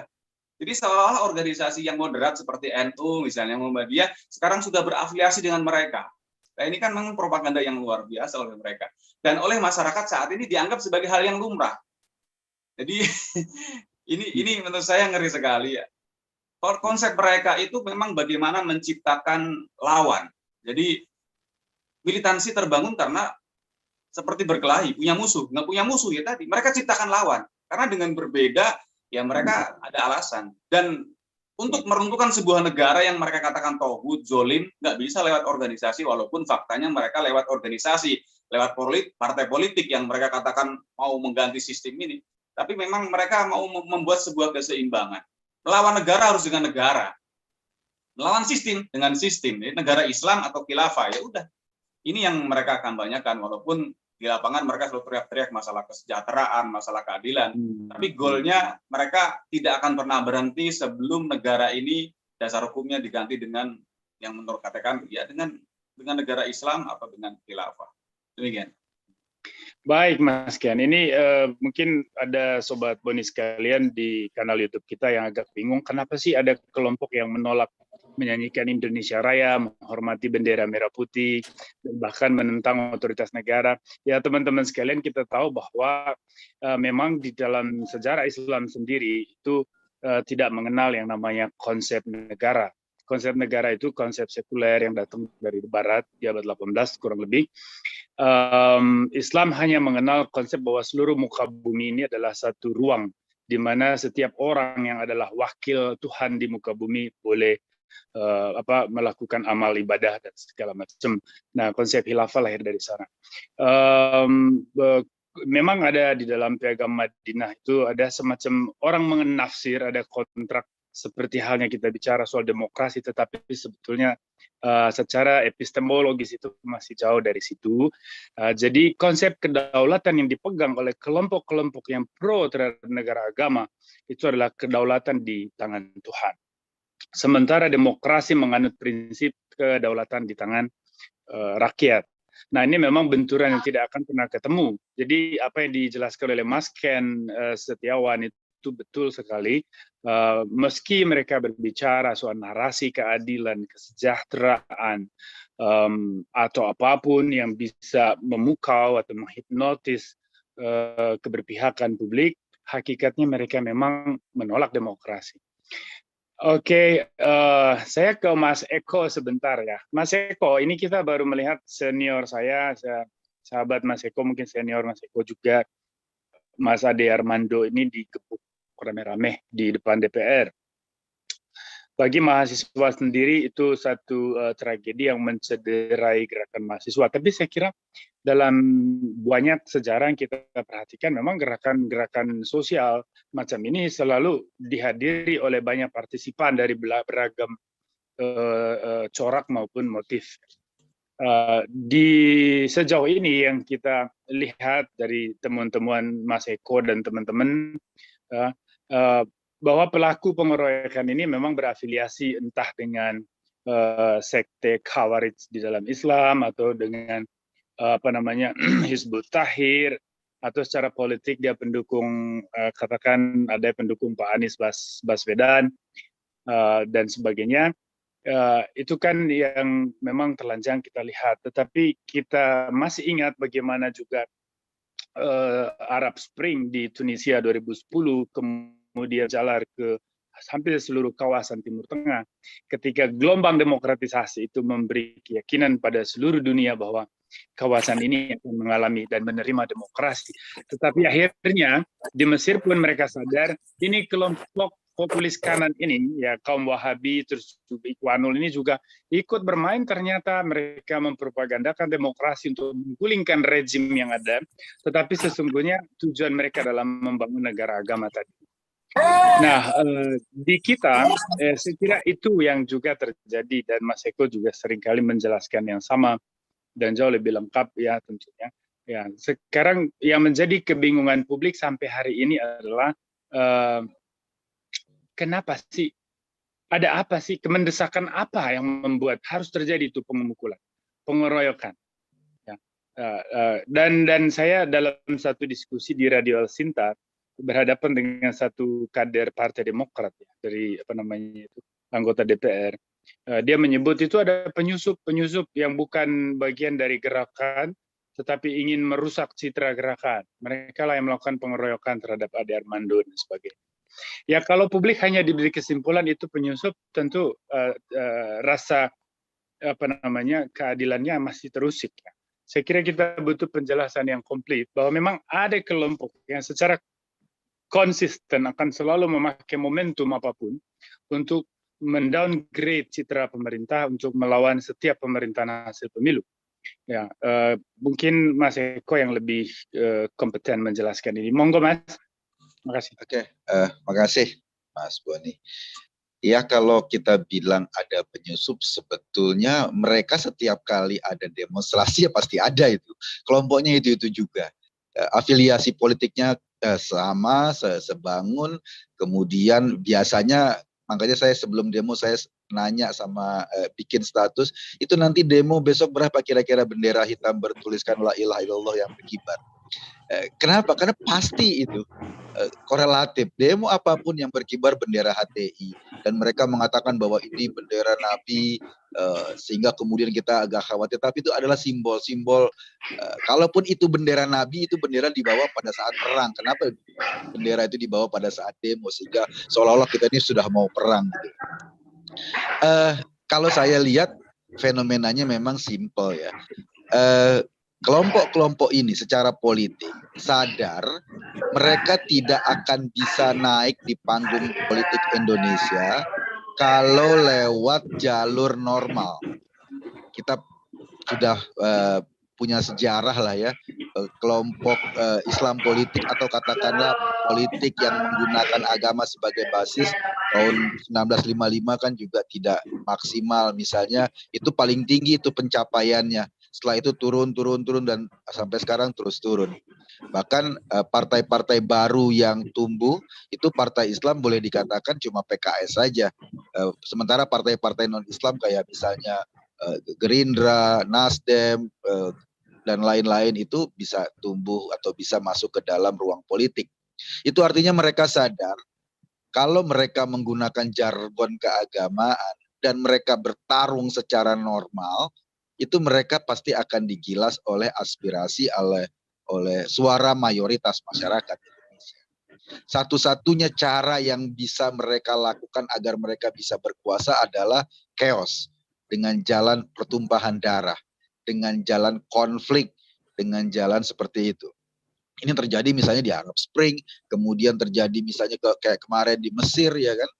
Mereka menggunakan itu. Mereka yakin chaos dulu, berantakan dulu, berantem dulu, kemudian orang akan mencari alternatif yang paling enak buat perasaannya, dan agama sebagai salah satu alternatif yang menjanjikan banyak hal, lalu kemudian orang beralih ke ideologi agama. Jadi chaos itu yang ditunggu-tunggu. Bagaimana cara menciptakan chaos? Kalau saya perhatikan beberapa kali gitu ya, terjadi di Ambon, di Poso, dan lain-lain. Sekarang juga mereka sangat serius membangun basis di masyarakat yang jumlah penduduk beragamanya sangat beragam. Misalnya di Sulawesi Utara, di Sumatera Utara, di NTT, di Papua, bahkan kabarnya jumlah pertambahan anggota HTI terbesar itu ada di Papua. Bukan di daerah lain. Kenapa? Kalau seandainya kelompok-kelompok ini tumbuh di daerah-daerah yang katakanlah mayoritas Kristen atau teman-teman Kristennya berimbang, kemungkinan peluang terjadinya konflik tinggi. Peluang terjadi gesekan tinggi. Karena konflik hanya terjadi apabila ada dua kekuatan seimbang. Tadi Ken ngomong kalau negara dilawan sama negara, sistem dilawan oleh sistem. Begitupun dalam masyarakat. Di Jawa Barat tidak mungkin ada konflik agama yang serius. Yang ada adalah persekusi atau eksploitasi atau kayak gitu. Teman-teman yang minoritas nggak berani ngelawan. Tetapi mungkin akan beda soalnya kalau terjadi di Sulawesi Utara gitu misalnya. Atau terjadi di Medan atau terjadi di Sumatera Utara. Ruang konfliknya pasti tinggi karena ada kekuatan berimbang. Nah, cetusan konflik ini yang akan mereka kampanyekan ke seluruh dunia untuk mengundang orang lain masuk ke Indonesia dan membuat kerusuhan lebih besar. Itu pernah dicobakan di Ambon. Kita tahu Ustadz dulu Ja'far Umal Talib gitu kan, mengundang banyak orang masuk ke Ambon. Kemudian di Poso juga sampai sekarang menjadi basis ISIS. Gitu loh. Dia bawa juga ke Papua ya Mas Eko. Dan Papua adalah jumlah pertumbuhan HTI terbesar dibanding yang lain. Dulu yang mulai bawa. Iya, Ja'far juga mulai masuk ke Papua dengan jargonnya apa? Memperkenalkan atau dakwah di Papua karena Papua sedikit umat Islamnya, dakwah di Manado misalnya atau di Sulawesi Utara, dakwah di NTT. Dan kemarin kan di NTT baru terlihat satu orang guru, pasangan guru itu yang menyebarkan brosur khilafah itu di NTT gitu loh. Iya, di Manggarai udah lama itu kelompok Di khilafah. Manggarai. Nah, itu artinya apa? Kenapa mereka tumbuh di sana? Karena memang tujuan mereka mau mengarah pada konflik. Kalau terjadi konflik agama, maka ini bisa dikipas untuk mengundang seluruh Indonesia datang, atau barangkali para jihadis seluruh dunia untuk masuk, dan mereka punya alasan. Karena mereka sadar mereka tidak mungkin berkuasa kalau mereka berkompetisi secara normal. Sejarah sudah membuktikan itu. Partai-partai Islam itu nggak ada suaranya, ya segitu-gitu aja, nggak naik-naik gitu loh. Kemarin juga ada PBB, ada macam-macam, suaranya segitu-segitu aja, nggak ada yang masuk ke dalam parlemen sebagai partai-partai baru, cuma PKS saja, lainnya nggak ada. Tetapi mereka tetap punya syahwat berkuasa yang luar biasa. Caranya dengan apa ya gitu? Dengan menciptakan dan mengobarkan konflik. Nah, perilaku yang sama juga terjadi di Jakarta kan. Kalau ada apa-apa, pasti bakar-bakaran. Kenapa? Bakar-bakarannya di daerah mana? Di daerah PIK sana. Di daerah kelompok-kelompok atau masyarakat yang memang kelompok minoritasnya mayoritas di sana. Bakar-bakarannya di daerah sana. Agar apa? Agar ada konflik etnis, konflik agama. Itu tujuan-tujuan mereka. Dan kita sudah baca polanya ini selalu kayak gitu. Saya pikir itu, Mas Beni. Makasih. Mas Eko, ini tanggal 11 kemarin kan, habis Mas Ande, Bang Ade Armando digebuk tuh kan, El Sinta bikin diskusi itu. Hadirlah saya, Didi Rawadi ya, dari Demokrat. Nah, itu yang saya kaget tadi. Selalu mengatakan bahwa ini penyusup merusak demo dan segala macam. Ya, sementara kan sentimen kemanusiaan kita sedang harus mengarah kepada mengutuk kekerasan itu kan, kepedulian terhadap korban, Ade Armando. Tapi saya perhatikan ini tidak. Lalu saya bertanya, ini Pak Didi kok sangat paham ya, mana penyusup, mana bukan. Jangan-jangan partai Anda juga nih di balik aksi. Akhirnya Pak Didi marah-marah, dia bilang, saya akan lapor ke polisi, saya minta El Sinta rekaman dari acara ini. Saya akan lapor polisi. Saya sih nggak tahu perkembangan beberapa hari, tapi intinya dia mengamuk besar.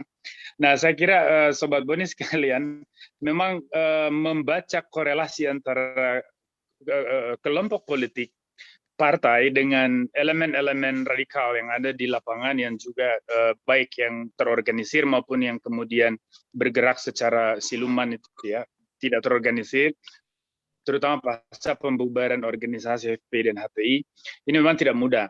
Tetapi kita merasakan dan tahu bahwa itu real, ada korelasi, ada tautannya. Karena tidak mungkin sebuah gerakan besar yang terorganisir tanpa ada pendana, tanpa ada dirigen, tanpa ada manajer-manajernya lah di dalam industri bisnis politik ini, bisnis kerusuhan, bisnis demonstrasi.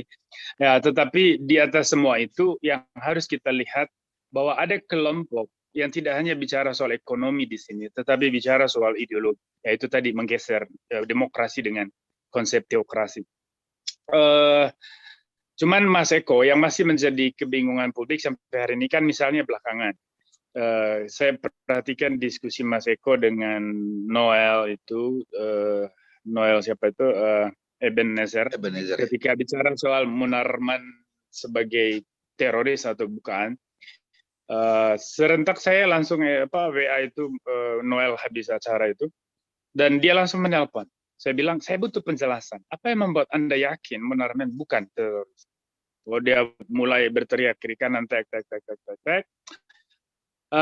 Saya berupaya meluruskan, tetapi memang saya nggak tahu apa agenda setting apa yang kemudian melatari gagasan Noel. Tapi yang pastikan ini mengejutkan kita. Tapi yang lebih mengejutkan lagi bahwa tuntutan seorang Muhammad C terhadap Muhammad KC itu 10 tahun, tapi terhadap Munarman cuma 8 tahun. Nah, terus kemudian ketok palunya 3 tahun kalau nggak salah ya Mas. Iya. Itu Munarman. Orang akhirnya berpikir, kok yang dianggap menista agama lebih besar tuntutan daripada yang jelas-jelas punya kaitan dengan kelompok teroris. Jadi di mana sih sebetulnya konsistensi penegakan hukumnya di sini? Nah, ini yang butuh penjelasan. Iya. Ya, kita juga sangat kecewa ya tuh Bahkan hukuman kepada Yahya Walodi cuma 5 bulan itu, gitu loh. Ya, Padahal 5 dia, bulan. iya, padahal dia sudah mencaci maki Ya. dengan segala macam, dengan segala fitnahnya. Luar biasa. Ini problem serius menurut saya ya, dan kita berkali-kali juga mengalami suasana di mana keputusan-keputusan institusi kehakiman itu seringkali menggugah rasa keadilan publik, gitu loh.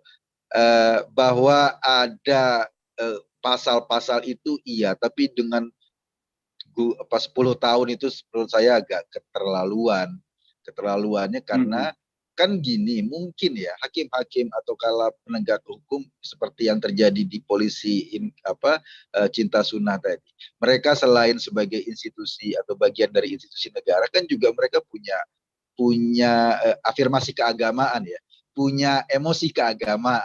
Saya khawatir hal-hal yang kayak gini kadang-kadang mengganggu proses penegakan keadilan ketika isu-isu sensitif yang ada, yang disidangkan, misalnya isu penistaan agama, isu tentang terorisme, itu kan isu-isu sensitif. Nah, saya khawatir itu berpengaruh terhadap keputusan hakim atau keputusan pengadilan karena mau tidak mau yang ngadili juga manusia, punya afiliasi keagamaan, punya emosi keagamaan, dan ini yang kita khawatirkan kalau seandainya hukum bisa kemudian menjadi kurang clear karena ada ikatan emosional seperti itu. Menyangkut Munarman misalnya, dari awal kita mengatakan memang FPI makin lama makin brutal ya ketika misalnya Munarman memegang posisi sebagai sekjennya. Dan kita sudah buktikan di kasus kilometer 50 itu Rizik bukan saja dia sebagai imam besar tapi juga dijaga oleh sekelompok laskar dan dipersenjatai. Senjatanya senjata api dan berani melakukan penembakan pada polisi. Gitu loh. Pada aparat ya. Pada aparat, dan tembak-tembakannya jelas, aparat memang disasar. Ini kan menandakan tingkat radikalismenya sudah puncak. Sudah well organized. Sudah well organized, dipersenjatai, berani mengambil tindakan, bahkan dalam persidangan kita tahu mereka nungguin ketika mobil aparat itu kehilangan jejak, mereka nunggu untuk membawa mobil aparat masuk ke killing ground mereka, kita nggak tahu. Tetapi mereka menunggu, bukan menghindari gitu loh. Nah ini, itu satu contoh di mana organisasi yang katanya basisnya bukan teroris, ini bermetamorfosis menjadi teroris. Dan Munarman ada di tengah-tengah kekuasaan FPI pada saat itu. Dia sebagai sekjen dan Rizik sebagai ketuanya. Agak susah melihat bahwa Munarman ini seperti Munarman yang dulu ketika dia aktif di LBH. Di LBH. Iya, agak susah saya memahami logikanya Noel makanya. Kok Noel melihat Munarman itu seperti Munarman yang dulu gitu loh. Padahal Munarman yang sekarang ini Munarman yang sudah jauh berubah, yang menjadikan FPI seperti itu. Bahkan pada 2014 ada dokumen resmi FPI yang terang-terangan mendukung ISIS. FPI terang-terangan mendukung ISIS dan itu dokumen resmi ditandatangani oleh petinggi-petinggi FPI. Itu yang terjadi. Makanya ketika ada baiat, dan baiatnya bukan, Munarman bilang kebetulan dia hadir di Makassar. Tetapi kalau kita perhatikan baiatnya 3 kali di Makassar, di Sumatera Utara, di Jakarta. Bagaimana 3 kebetulan hadir dengan acara yang sama kan gitu? Agak susah saya melihat kesimpulan yang disimpulkan oleh Noel. Makanya kemudian saya men-challenge alasan-alasan itu. Gitu. Dan yang tentu saja kita akan makin atau kita akan terus-menerus memasuki isu-isu yang sama ini, isu agama yang terus-menerus dikipas-kipas. Kita butuh ketenangan mental, kita butuh ketenangan batin, karena yang namanya agama setiap orang punya afiliasi. Ketika ini yang dikedepankan, maka kejernihan kita memandang persoalan akan rusak.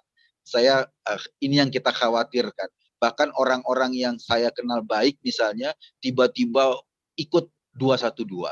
Kenapa? karena ada isu itu. Teman-teman kita yang baik yang selama ini beragama secara normal tiba-tiba ikut 212 ingin merayakan bahwa ini adalah perjuangan agama.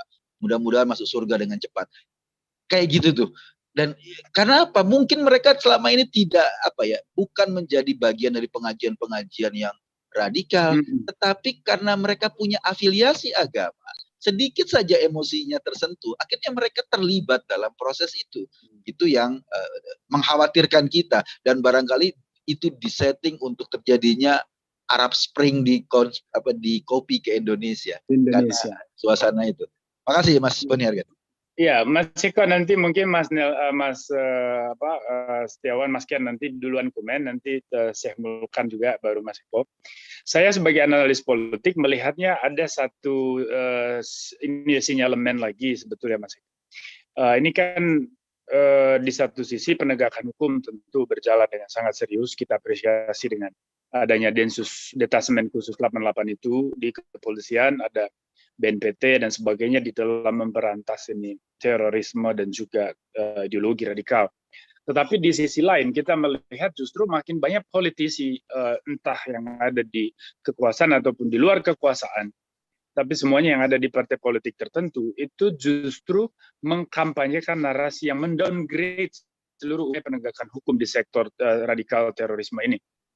Ya, terakhir kita lihat Fadlizon yang kemudian justru terungkap bahwa di sekitar kampung-kampungnya Fadlizon di Sumatera Barat justru banyak yang ditangkap berterafiliasi dan kelompok-kelompok teroris. Nah, saya melihatnya tadi soal adanya korelasi yang kuat antara kelompok politik dengan kelompok radikal. Di sini, di satu sisi, kelompok politik ingin mendulang suara dalam pemilu dengan mendulang simpati itu, ya, memakai tangan kelompok-kelompok radikal ini.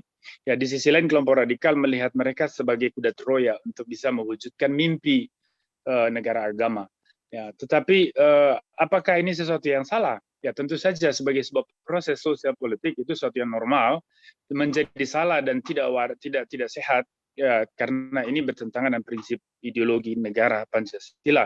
Ya, tetapi ada justru orang-orang kaya yang juga berpolitik, ya, yang disebut oligarki dalam teori, yang justru memanfaatkan mereka sebagai amunisi politik.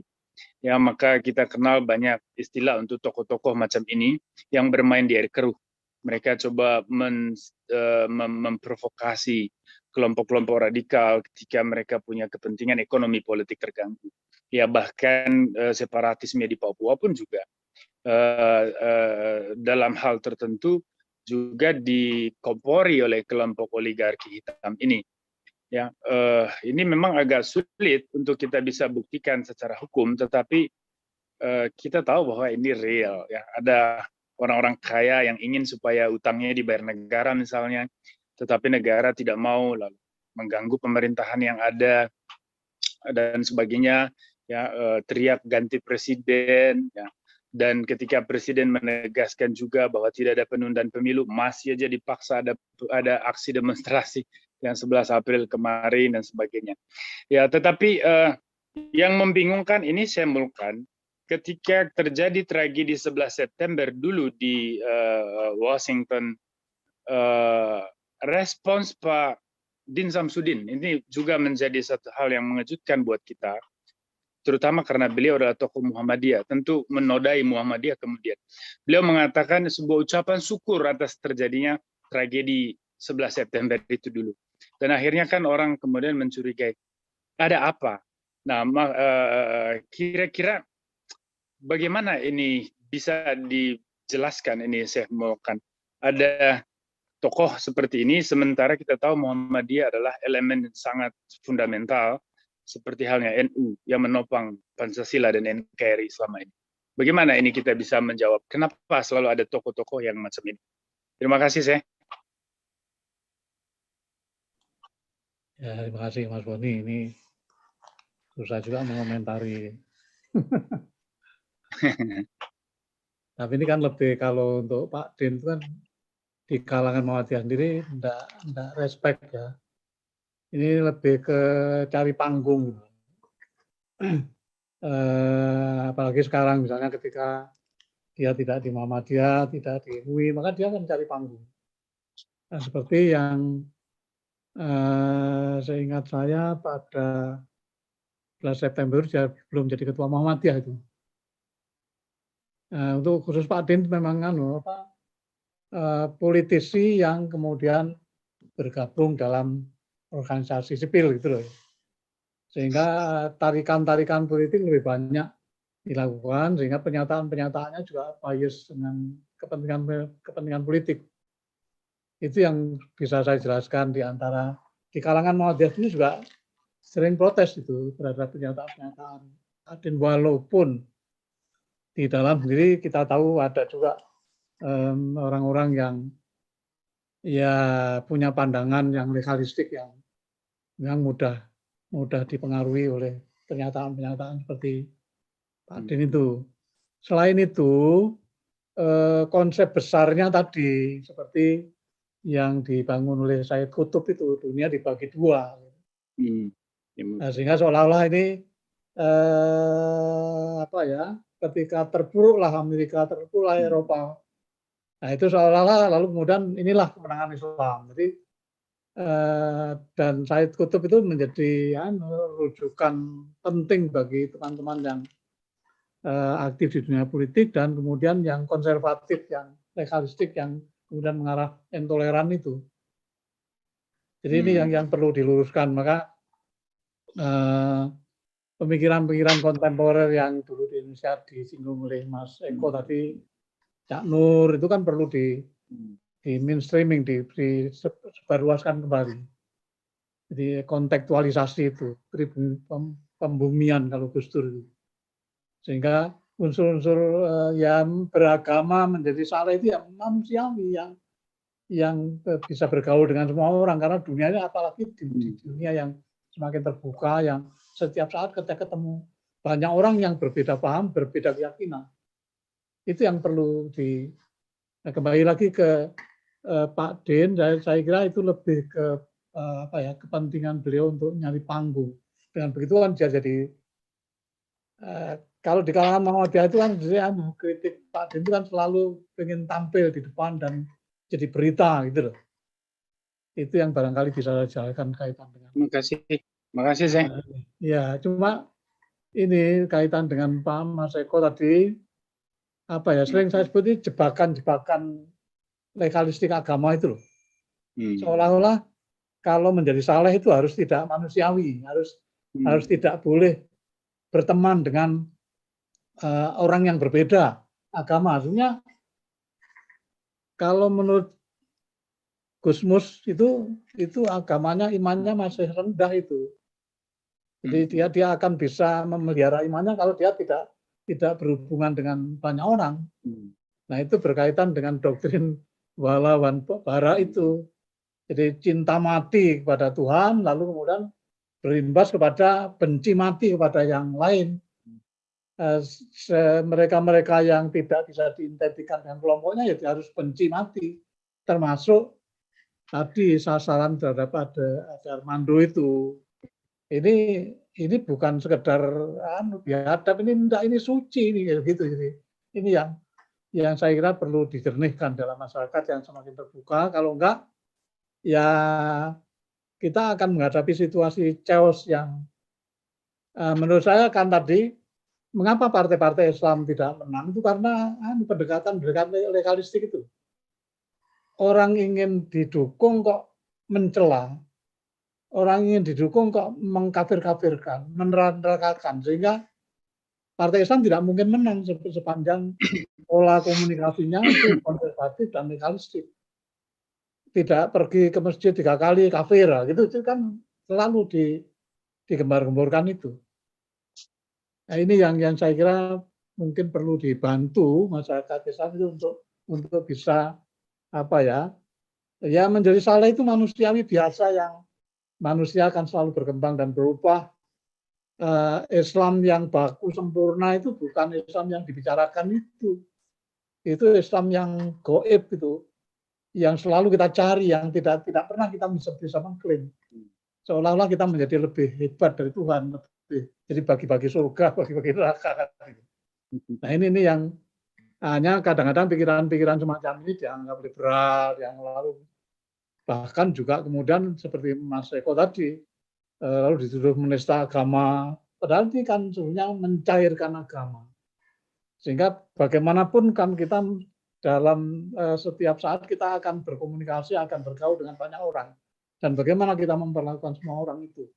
Tentu mereka makhluk Tuhan dan harus diperlakukan sebagai adil pada, seperti tadi, emosi keagamaan para penegak hukum itu juga kadang-kadang mempengaruhi yang itu di dalam kemanusiaan Islam itu harus adil kepada, jangankan kepada orang, kepada dirinya sendiri pun harus adil. Betul. Itu yang saya kira perlu ditegakkan dan perlu disosialisasikan lebih masif. Terima kasih. Matur nuwun sangat, Syekh. Ini Mas Eko sama Mas Ken, ini kan saya punya pandangan, sebetulnya kalau ini perkara negara dan kaum nasionalis melawan kelompok radikal, saya kira ini agak simple problemnya. Tetapi kan kita punya banyak sebetulnya kelompok parasit di sini. Kelompok parasit ini tadi ya dia bisa oligark, dia bisa politisi yang gagal, dia bisa orang-orang baru, pendatang baru yang mau mencari peluang, ya rent seekers, yang coba memanfaatkan isu identitas ini untuk punya pengaruh di ruang publik. Jadi di sini sumber masalah. Nah, muncul orang seperti Pak Napoleon misalnya, petinggi Polri yang kemudian terseret kasus dan masuk penjara, dan di dalam penjara dia menjadi pahlawan nih di kalangan para apa istilahnya, orang-orang yang di penjara itu yang dari kelompok radikal. Dia menjadi pahlawan. Nah, saya kira resonansi macam ini justru melemahkan kerja penegakan hukum oleh kepolisian. Sehingga ini agak seperti kita berlari di tempat. Kita nangkap 1000 muncul 2000. Kita nangkap sekian muncul sekian. Jadi kira-kira apa yang mesti dilakukan, atau elemen mana sih di dalam masyarakat yang perlu memperkuat negara di dalam upaya kontra radikalisme maupun kontra terorisme ini? Mungkin dari Mas Ken dulu nih, Mas Eko. Makasih. Baik, Pak Napoleon kalau menurut saya potret dari aparat kita yang tidak netral, dalam artian lebih condong ke agamis. Dia mengedepankan bahwa ini dianggap sebagai orang yang menista, jadi layak untuk diperlakukan seperti itu. Dan memang kita, kalau ngelihat fenomena ini di aparat kita, di TNI maupun Polri sudah banyak sekali. Jadi ini tadi ya, kita sebut juga sebagai parasit, karena mereka ada di negara ini. Kalau nanti sudah keadaan seperti aksi kemarin chaos, ketika diberikan pilihan mereka, ini ya dipilih NKRI atau khilafah. Saya yakin mereka akan berpihak ya, memilih yang pihak khilafah. Nah ini yang terjadi. Makanya di samping pencegahan meluas di kalangan masyarakat, saya berharap juga di lingkungan aparat kita, seperti kemarin Pak Presiden sudah memberikan warning ya kepada terutama istri-istri aparat termasuk TNI yang kemarin juga ternyata terulang kembali, agar hati-hati terutama mengundang penceramah.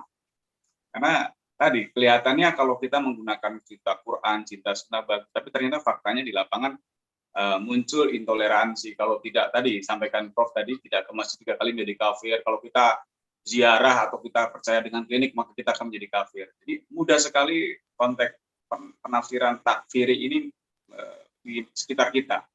Dan ketika ini dibiarkan, persoalan radikalisme yang mengatasnamakan agama ini, yang sejatinya tidak ada agama yang mengajarkan radikalisme, dan mereka tidak diwakili oleh agama apapun. Jadi ini seolah-olah ada sebuah pembiaran.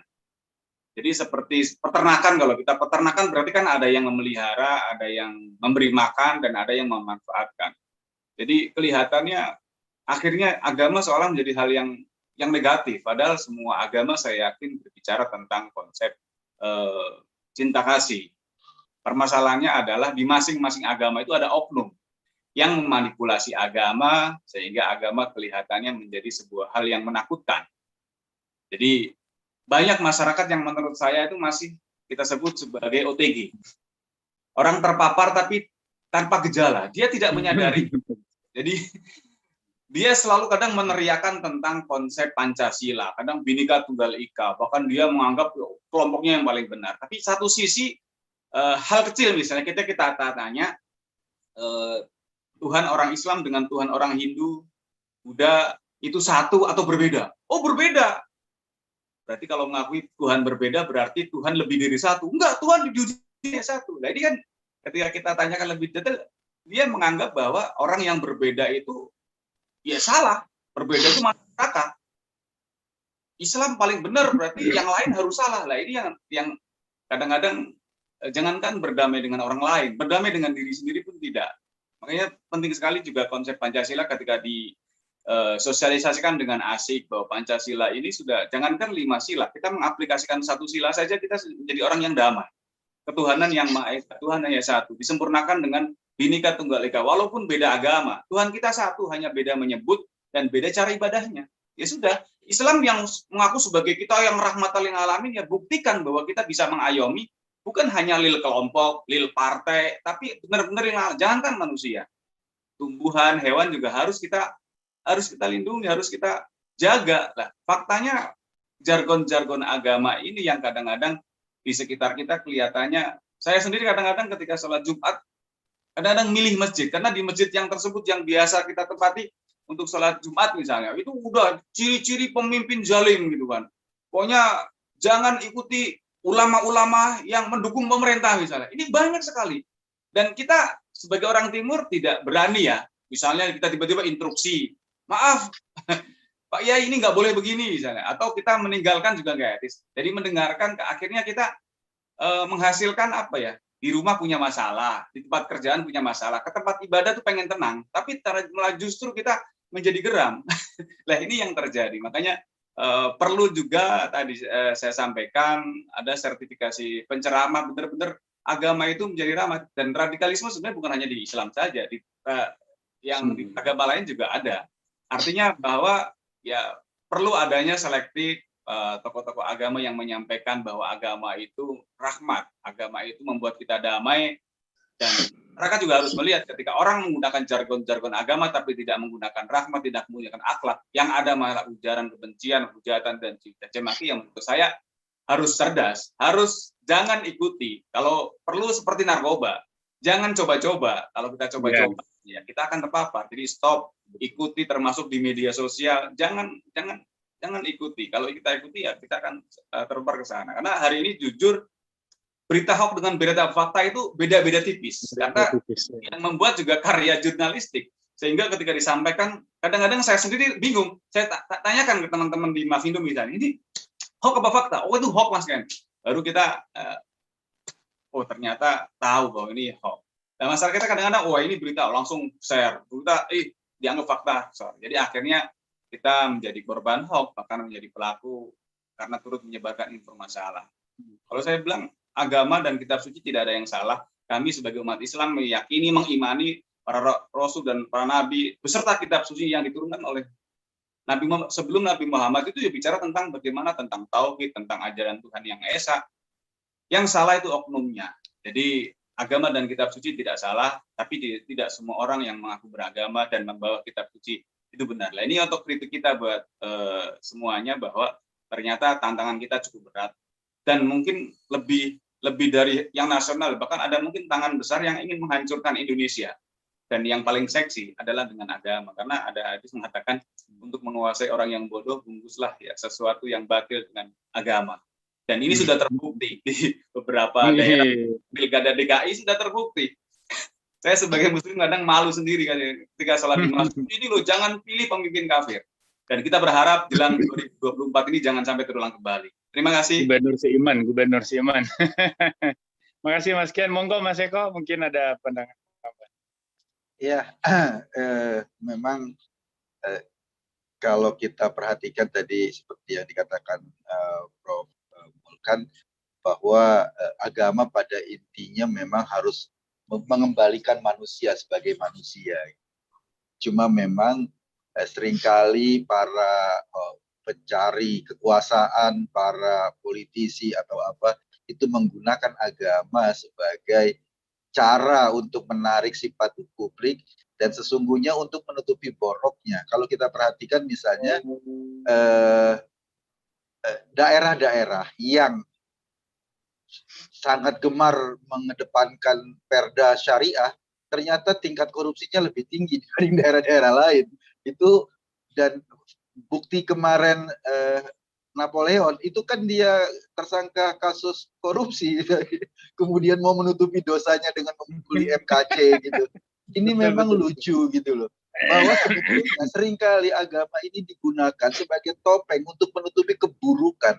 Saya bahkan sampai kadang-kadang semakin sering orang teriak-teriak agama, saya semakin khawatir ini. Ada apa yang ditutupinya gitu loh.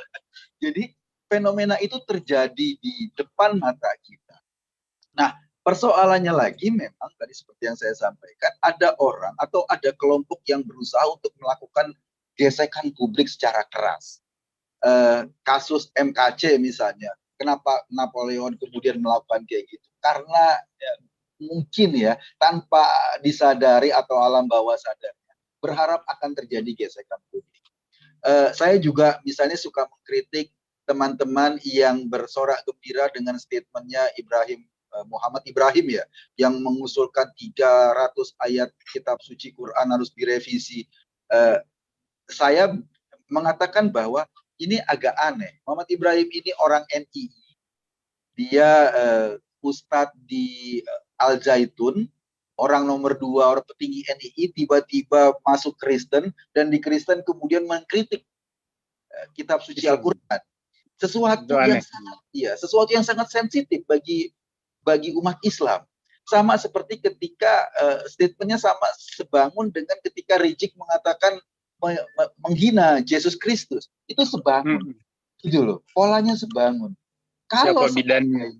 Iya, siapa bidannya? Kalau seandainya katakanlah teman-teman yang Kristen juga bertepuk tangan terhadap statement ini, itu justru akan memberi kayu bakar pada kelompok sebelah ini. Kelompok lain untuk, oh bener kan, agama kita sedang ditindas kan, agama kita sedang dipersekusi kan. Jadi menurut saya kelompok ini jangan mau terjebak dengan suasana seperti ini. Kita harus ditindak hukum dia semua. Ya, orang-orang itu harus ditindak secara hukum. Dan saya pernah menulis protes dan kemudian ada beberapa teman-teman yang barangkali bersimpati gitu. Oh, memang apakah benar itu kitab sucinya mengajarkan kekerasan? Itu wilayah sensitif. Kalau kita melulu ngomong ke wilayah sensitif, maka sebentar lagi kita akan menjadi bara api. Bagi teman-teman yang Kristen, teman-teman yang Muslim atau teman-teman yang lain. Mari kita menjaga jangan sampai memasuki wilayah-wilayah sensitif. Dan kita sorakin rame-rame orang kayak Rizik, orang kayak Waloni, orang kayak Muhammad Ibrahim. Kita sorakin rame-rame bahwa mereka lah mengacau-pengacau bangsa ini. Jangan kita beri dukungan sama sekali. Karena mereka akan menjadi isu, mereka akan menjadi bahan bakar kelompok lainnya. Itu yang saya lihat. Yang ketiga memang kelompok politik selalu memanfaatkan agama, kalau kita perhatikan ini untuk menarik, karena paling gampang itu jualan agama, karena orang tidak perlu memverifikasi prestasi atau kinerjanya. Makanya saya bilang sama teman-teman yang di Jakarta seringkali, udah kita nggak bisa menuntut apa-apa terhadap seorang gubernur, karena waktu itu gubernur dipilih berdasarkan agamanya, bukan berdasarkan prestasi kerjanya. Jadi sudah, kita harus maklumi gitu loh. Karena memang itu yang paling gampang dikedepankan, bahwa ini tokoh agama dan lain-lain. Kita nggak bisa melakukan verifikasi terhadap kinerja, verifikasi terhadap kemampuan, verifikasi terhadap kemampuan manajemen dan lain-lain. Ketika sudah diselubungi agama. Jadi menurut saya, kampanye-kampanye yang melulu mengedepankan agama, apalagi dilakukan oleh kelompok-kelompok partai nasionalis yang masih juga melakukan itu sebetulnya untuk menutupi ketidakmampuan mereka jualan program, ketidakmampuan mereka jualan potensinya kepada masyarakat. Biar gampang ya tutupin aja sama agama.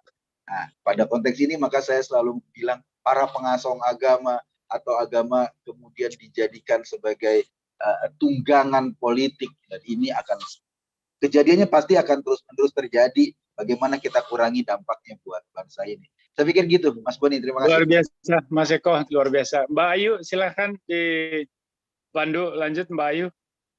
Oke, baik. Terima kasih banyak untuk narasumber semuanya dan para peserta di Paradigma Boni Hargen ya. Dan sangat seru sekali untuk perbincangan kita kali ini ya. Tadi pembahasannya cukup panas dan cukup menarik sekali. Yang bisa saya tarik mungkin kesimpulannya dari pemerintah dan masyarakat sendiri memang harus tetap berhati-hati ya dan tidak menganggap remeh untuk kelompok-kelompok seperti NII dan kelompok radikal lainnya. Karena meskipun lahirnya NII ini zaman terdahulu hingga saat ini masih tetap tumbuh dan bergeliat menebar ancaman untuk NKRI.